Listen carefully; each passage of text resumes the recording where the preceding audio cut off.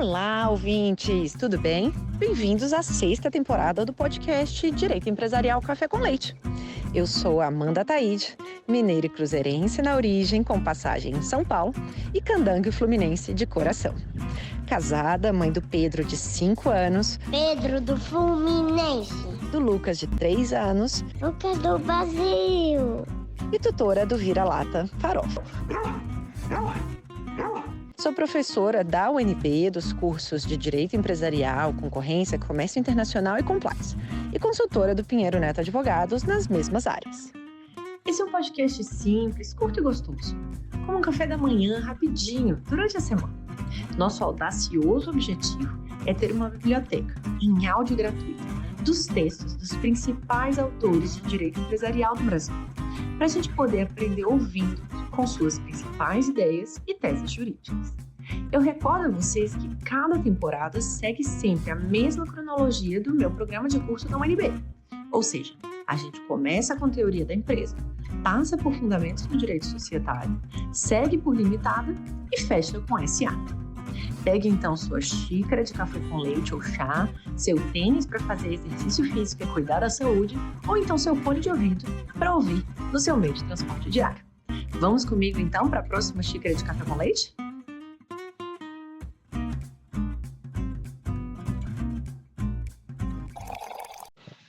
A nossa xícara de café com leite de direito empresarial de hoje vai tratar de um artigo intitulado Investimento Anjo no Brasil, uma análise sobre as vantagens e desvantagens de sua adoção no financiamento de atividades econômicas, de autoria de Alan Turano.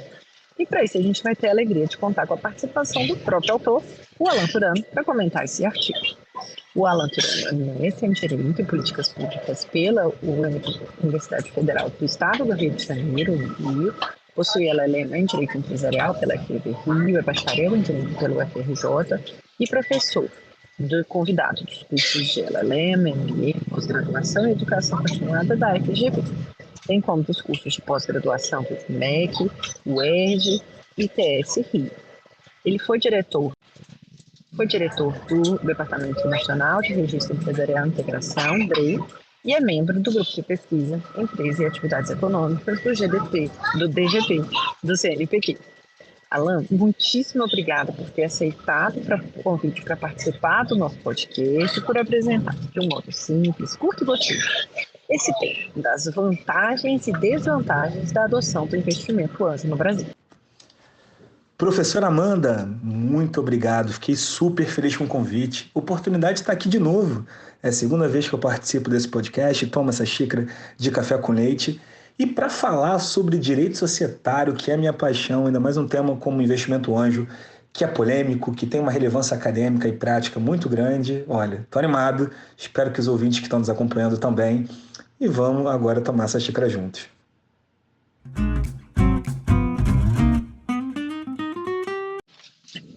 Alan, começando com as razões de se escrever um determinado artigo. O que te motivou a escrever esse artigo sobre investimento anjo? Foi uma curiosidade acadêmica? Foi uma questão profissional? O que aconteceu? Olha, eu diria que a primeira razão foi curiosidade. Ao saber que havia um projeto de lei que se propunha a alterar a Lei Complementar número 123 de 2006, conhecida como Estatuto Nacional da Microempresa, da Empresa de Pequeno Porte, ou por alguns referida como Lei do Simples, já me despertou a curiosidade de entender qual seria essa proposta de reforma. Ao tomar conhecimento que seria para positivar uma figura que receberia no Brasil o nome de investimento anjo, algo particular nesse sentido, que talvez pudesse reproduzir uma prática de mercado antes de um fenômeno jurídico, o que era curiosidade passou a ser uma verdadeira necessidade profissional. Precisava compreender esse instituto para verificar se ele seria útil para a clientela que eu atendo na advocacia. Então, uma curiosidade que virou uma necessidade profissional foi o que me motivou a escrever esse artigo, tão logo após a edição da legislação em 2016 e, já um pouco mais maduro, com umas reflexões mais avançadas, a sua publicação em 2020.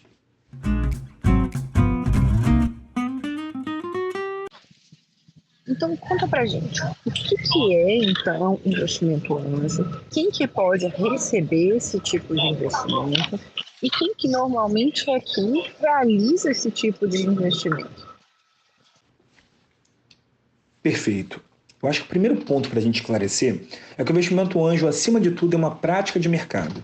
Prática essa que pode ser implementada do ponto de vista jurídico sobre diversos formatos. O que a gente vai tratar aqui hoje é do investimento anjo previsto na Lei Complementar 123 de 2006, conforme alterado pela Lei 155 de 2016 e depois pela Lei Complementar número 182 de 2021. Todas as leis que eu mencionei, leis complementares. Então, é um instituto positivado no Brasil que recebeu o nome de investimento anjo, que na realidade é uma prática muito maior do que esse instituto. Então, falando um pouco da prática para a gente deixar todos os pingos no is. A prática do investimento anjo nada mais é do que um dinheiro inteligente, o famoso smart money lá fora. Alguém se dispõe a disponibilizar recursos, tanto financeiros quanto de tempo, para ajudar algum empreendedor no seu desenvolvimento, no seu crescimento. A gente chama de dinheiro inteligente porque, em geral, é um dinheiro acompanhado de troca de know-how, de uma mentoria, de um cuidado, muitas vezes concretizado por meio de um cargo na administração, seja na diretoria, seja no conselho de administração, que é mais comum. Então, trocando em miúdos, são normalmente pessoas que têm um histórico executivo, que são abastadas, fizeram dinheiro no seu trabalho, querem devolver um pouco para a sociedade e, ao mesmo tempo, querem fazer com que essa devolução seja algo que possa ser rentável. Então, essas pessoas que têm um conhecimento de mercado e têm recursos disponíveis, investem em empresas menores, em especial startups, e além de aportar dinheiro, se disponibilizam para ajudar no crescimento dessa empresa, compartilhando know-how, dando mentoria, enfim, ajudando efetivamente até mesmo na administração. Então, quando eu descrevo essa prática, que é a prática de um investidor anjo no sentido de alguém que realmente está ali não só para botar dinheiro, mas para ser um anjo na vida da empresa, alguém que efetivamente vai abençoar e ajudar no crescimento, essa é uma prática que pode ser implementada de várias formas do aspecto societário. A gente poderia falar no próprio investimento direto, por meio de subscrição, integralização de participação societária ou eventual compra e venda. A parte da orientação poderia ser feita por meio de decisões em assembleias, poderia ser feito por meio de ocupar cargos da administração. O que o Brasil fez foi criar um instituto jurídico positivado com regras cogentes, ao qual se deu o nome de investimento anjo. Então, o esclarecimento central para os ouvintes é que nem todo investimento anjo é um investimento anjo da Lei Complementar 123 de 2006, conforme alterada. Lá, a gente tem um instituto específico que, por conveniência do legislador, recebeu o nome em iuris de investimento anjo.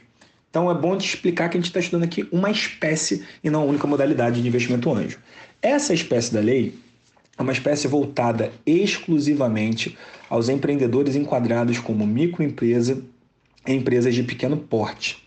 E quem pode aportar vai desde a pessoa física a um empresário ou sociedade empresária ou mesmo um fundo de investimento. O importante é que a pessoa que venha a captar esse recurso esteja enquadrada nos termos da legislação como microempresa ou empresa de pequeno porte.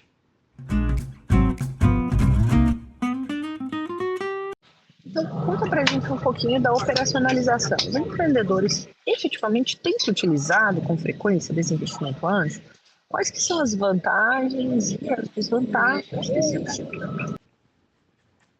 Quanto à operacionalização, a lei criou um instrumento típico que recebeu o nome de contrato de participação, em que de um lado a gente tem formalmente o investidor anjo, seja ele pessoa física, jurídica, fundo de investimento, e do outro lado a sociedade enquadrada como ME ou EPP. Esse contrato típico, ele prevê um aporte de capital por meio do investidor. Não tem limite máximo, qualquer mínimo de aporte, isso é convencionado pelas partes, assim como a remuneração também. Numa primeira versão da lei, existia uma limitação de que o investidor só pudesse receber até 50% dos lucros da sociedade investida. Essa limitação acabou caindo por terra por meio de uma alteração que a lei do investimento anjo, ou melhor dizendo, a própria lei complementar 123 sofreu em 2021 e hoje isso acaba estando submetido à vontade das partes. E essa é a parte mais legal, porque em se falando de direito empresarial, essa liberdade para as partes fixarem o que economicamente faz sentido para elas é o melhor. Mas onde que está a diferença do investidor anjo? Porque a gente poderia ter outras formas de investimento, como investimento direto, por meio de subscrição e integralização de participação societária, compra e venda, ou mesmo a gente poderia estar falando em outros instrumentos já bem tradicionais, como o mútuo conversível, por exemplo. A diferença é que no investimento anjo a gente tem quase que um mútuo sui generis. Por quê? Eu faço o aporte, mas eu não sou sócio. Eu sou remunerado, mas eu não me submeto à lei de usura. Eu posso receber como eu receberia no caso de uma emissão de debêntures, por exemplo, em que eu posso receber parte dos lucros da sociedade investida. Então, o investidor anjo ele cria uma ferramenta de captação de recursos para pequenas empresas que é atrativa para o investidor. E é atrativa principalmente porque o investidor estará protegido por disposições expressas da lei que dizem que não vai ser responsabilizado por dívidas da sociedade, mesmo em hipóteses excepcionais, como a da desconsideração da personalidade jurídica, ou mesmo do bojo de processos de insolvência. A lei menciona a desconsideração da personalidade jurídica, mas menciona também a recuperação judicial, que é um procedimento de insolvência. Acredito eu que deveria mencionar também os processos falimentares, em que você pode ter, excepcionalmente, os sócios sendo responsabilizados por dívidas da sociedade. Eu digo excepcional nos casos em que a gente estiver se referindo a uma sociedade limitada, por exemplo, já que o investimento anjo se destina àquelas que podem ser enquadradas como ME ou EPP e é limitado a um exemplo delas. Então a gente teria aqui quase que o que a gente escuta no mercado chamar de blindagem patrimonial. Eu confesso que eu não sou um adepto desse tipo de expressão, acho que ela muitas vezes distorce a realidade. O nosso direito ele rechaça questões abusivas, então não dá para se falar em blindagem patrimonial, mas de fato a gente tem uma previsão expressa na legislação de segregação de riscos pelo sucesso do negócio entre o investidor anjo e a sociedade.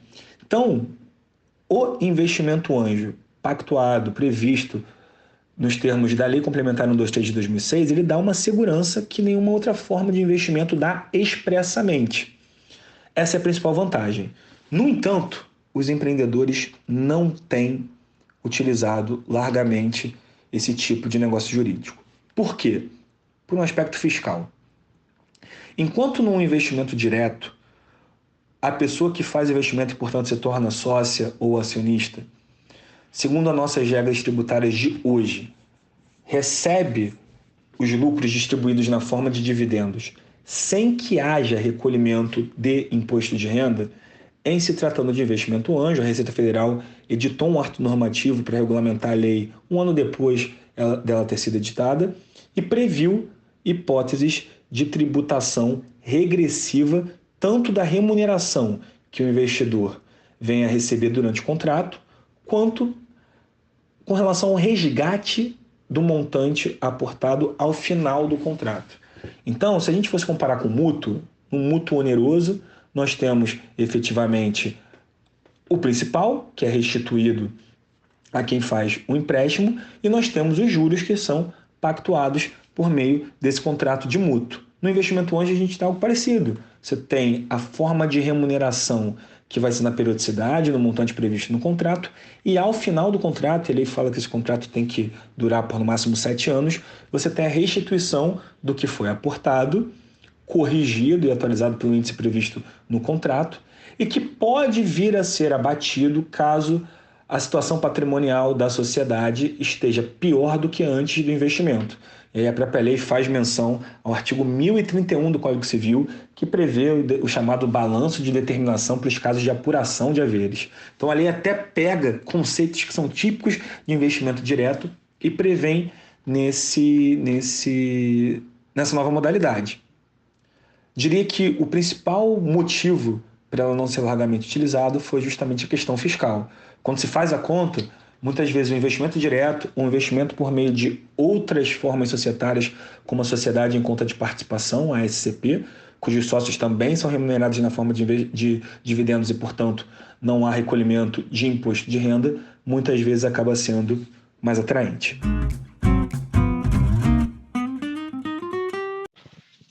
como que é efetivamente operacionalizado esse investimento? O que um contrato de participação desse tipo precisa necessariamente dispor e quais são as cláusulas que você sugeriria, pela sua experiência, que conste nesse tipo de contrato? No que diz respeito às cláusulas obrigatórias, é preciso que se estabeleça a forma de remuneração, porque a lei não especifica isso. A remuneração pode ser fixa, a remuneração pode ser por meio de uma alíquota percentual sobre o faturamento. Então, é preciso que você tenha efetivamente disposto no contrato como vai se dar essa remuneração. Além disso, a lei, conforme alterada já em 2021, previu expressamente alguns direitos de fiscalização, poder exigir contas justificadas da administração, poder examinar os livros. Então, eu diria que é fundamental que se coloque de uma maneira objetiva, clara, como vai se dar essa fiscalização, com que periodicidade, de que forma, quem vai prestar contas. Eu acho que isso é um tipo de cláusula fundamental para constar no contrato. Diria que outra cláusula imprescindível diz respeito à possibilidade ou não de conversão do aporte de capital em participação societária. É bom lembrar que esse não é um direito que decorre da lei, ele decorre da vontade das partes. O investimento anjo ele não é um mútuo conversível, tal qual é um mútuo conversível, ele precisa ter expresso a cláusula de conversão. Então, diria que essa é uma cláusula importante. Outras duas cláusulas que são importantes dizem respeito, primeiro, ao resgate. A lei prevê no parágrafo 7º do artigo 61A sobre o direito de resgate, que é basicamente recuperar o dinheiro que foi investido, descontando, desconsiderando, melhor dizendo, todas as remunerações periódicas, mas é basicamente o principal do que foi investido corrigido. Só que a lei menciona a aplicação, como eu já mencionei, do artigo 1031 do Código Civil, que é previsto para os casos de apuração de haveres e de levantamento do balanço de participação, do balanço de determinação. Esse dispositivo, esse parágrafo 7º da legislação, me parece um tanto quanto confuso na sua redação. Então, especificar, eu gosto de utilizar nesse tipo de contrato, quase que uma tabela exemplificativa, com 3 ou 4 cenários, para mostrar exatamente como que é feita a conta, eu acho importante. Até porque questões que envolvem balanço de determinação têm diversos julgados no nosso STJ, inclusive com a aplicação de metodologia que leva em conta perspectiva de rentabilidade, como fluxo de caixa descontado. Então, para ter uma aplicação mais segura desse dispositivo na hora do resgate, eu sugeriria ter uma redação mais clara do que o que a lei fez e que criasse cenários hipotéticos para que não houvesse dúvida de interpretação. A outra cláusula que eu gostaria de mencionar é que a lei cria uma verdadeira forma de proteção do próprio investidor, tá? Que é um direito que o investidor tem de, caso os sócios decidam pela venda das suas participações societárias, o investidor anjo teria direito de venda conjunta da titularidade do aporte de capital. E o direito de venda conjunta, que a gente chama também de direito de tag-along, ele existe entre participações societárias. Só que o investidor anjo não é sócio, ele não tem participação. Então é necessário que essa cláusula no contrato de participação explique como vai se dar essa venda conjunta da titularidade do aporte. Como fazer uma venda conjunta de um crédito quando comparado a uma participação societária? É algo um tanto quanto confuso na própria legislação e uma cláusula bem redigida pode sanar essa confusão. Esse é um ponto que eu bato bastante. Por fim, algo que eu não havia previsto de mencionar, mas é bom que a gente destaque isso, que se estabeleça no contrato a possibilidade de cessão para terceiros da posição contratual no contrato de investimento anjo. Veja, a gente não está falando aqui de um investimento direto, então não se fala em cessão propriamente de uma participação societária e também não dá para pensar no investimento anjo puramente como crédito, porque há outros direitos decorrentes dele, como direito de fiscalização.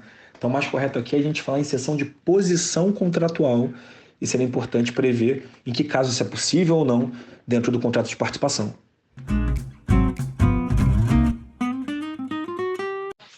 E conta pra gente, são necessárias então mudanças no que está disposto hoje na lei?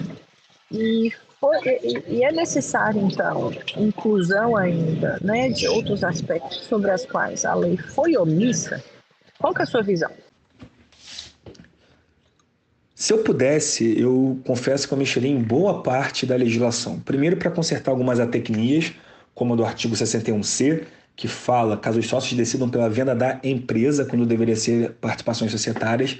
Mas, para além dessa redação confusa nesse dispositivo e em outros, o que eu acho mais relevante que demandaria uma mudança é que a lei não tivesse regras cogentes, fixas, como ela estabelece, como um direito de carência que existe nesse contrato, ou seja, não é possível fazer um resgate com menos de 2 anos.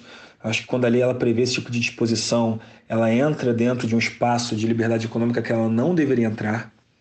E o principal é que houvesse a previsão de que o que o investidor anjo recebe é análogo ao que o sócio de uma sociedade empresária recebe, para que a gente pudesse ter um incentivo fiscal, assim como há nos investimentos diretos, assim como há para os sócios das limitadas e para os sócios de sociedades em conta de participação, para os acionistas da SA, a possibilidade desse resultado ser distribuído na forma de dividendo.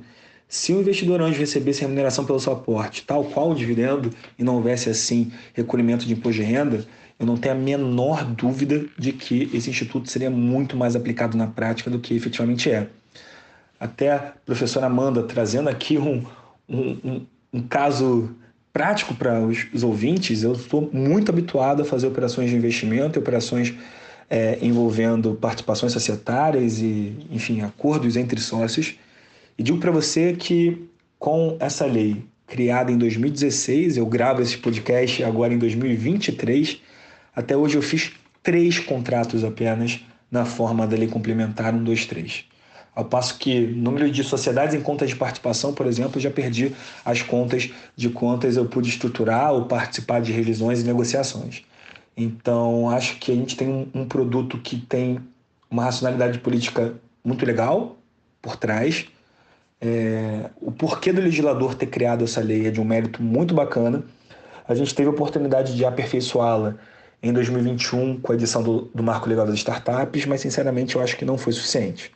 A sensação que eu tenho no mercado é que é um tipo de estrutura pouquíssimo utilizada. Eu, como mencionei, uso muito pouco, usei muito pouco para os meus clientes, apesar de ser um verdadeiro incentivador de que a gente buscasse alternativas para proteger investidores e estimular investimentos produtivos. Então, há muito mérito na proposta, infelizmente a execução, principalmente por uma questão fiscal, deixou a desejar.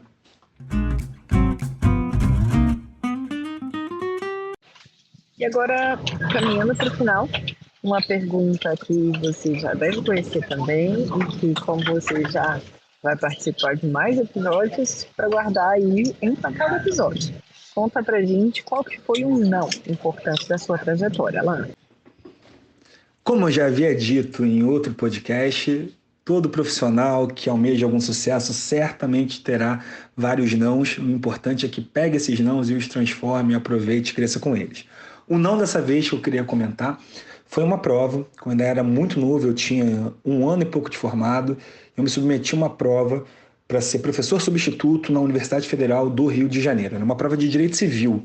Eu sou apaixonado por direito empresarial, em especial societário, e todo bom societarista precisa ser também um bom contratualista. Então, sempre gostei de estudar direito civil, desde a parte geral, obrigações, contratos, e eu me submeti a essa prova e eu fui muito bem na primeira etapa do concurso, que era uma prova escrita, teórica.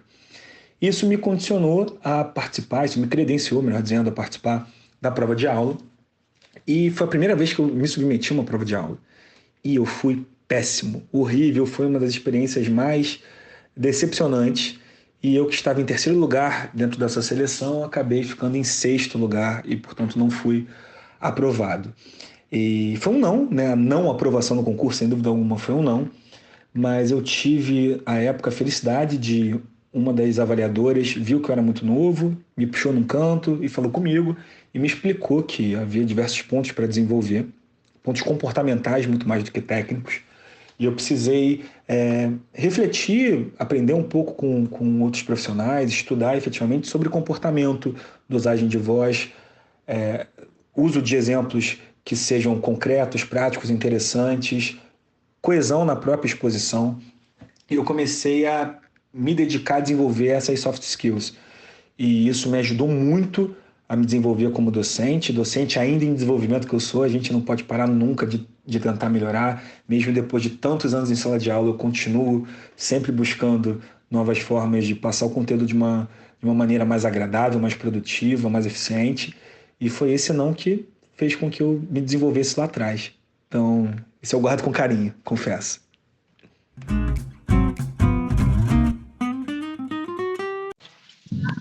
E por fim, conta pra gente, Alan, como que você se mantém atualizado e qual que seria a sua recomendação para os nossos ouvintes aqui do podcast?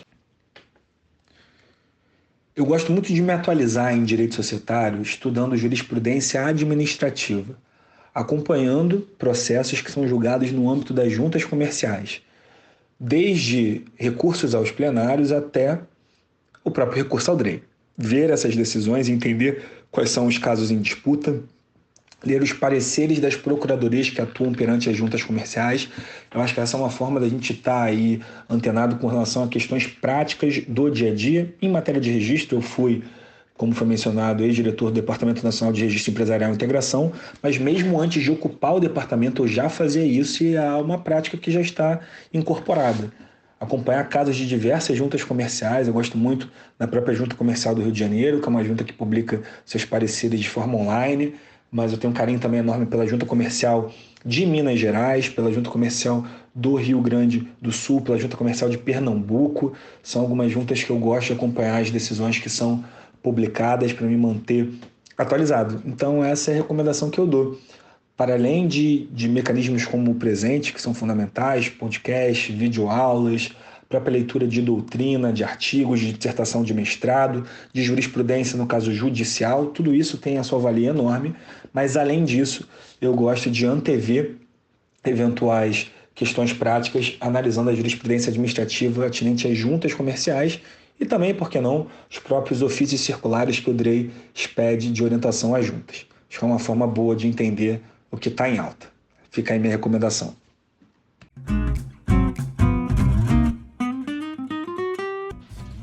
Alan, muitíssimo obrigada mais uma vez por participar aqui do nosso podcast, tomar uma xícara de café com leite gostoso aqui com a gente e agora conversando sobre investimento anjo. Obrigada e até a próxima. Eu quem agradeço, já animado para revê-los, espero que nossos ouvintes tenham gostado desse papo também. Até uma próxima.